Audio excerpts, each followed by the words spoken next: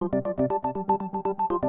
this week's G8 summit, the leaders of the world's largest economies announced the start of what some are calling a landmark deal, possibly the biggest free trade agreement of all time, setting up a multi-trillion-dollar pact between the U.S. and the European Union. We're talking about what could be the biggest bilateral trade deal in history, a deal that will have a greater impact than all the other trade deals on the table put together.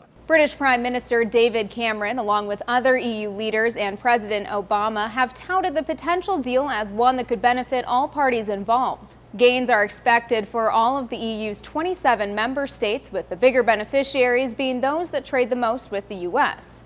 The EU's own estimates project the deal could bring in some 120 billion euros per year and create 400,000 new jobs. But it's the U.S. that emerges as the biggest winner, according to a widely cited study conducted by a German think tank.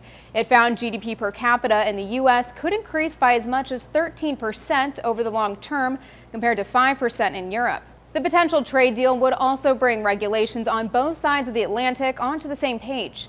European drug makers, for example, wouldn't need to meet separate American standards before selling their products in the U.S. But as analysts have been quick to point out, as with all free trade agreements, there are both winners and losers. A senior fellow at the Brookings Institution told the New York Times talk of transatlantic trade might just be wishful thinking, explaining there are deeply entrenched interests on both sides of the Atlantic, and they will always fight harder to keep what they have rather than get something new. There will be small benefits for a lot of people, but big losses in certain sectors. As for those losers, experts say traditional trading partners such as Canada and Mexico can expect to see some job losses and a decline in economic growth if such a broad agreement is reached. The same goes for Eastern European nations not included in the deal. But it's not all bad news. Those in the cheese and shoe industries will come out as winners. The BBC reports policymakers will be looking for ways to reduce or completely eliminate the high tariffs placed on those goods. Bilateral talks on the trade deal will kick off in Washington in July, and officials hope for a deal as early as November of 2014.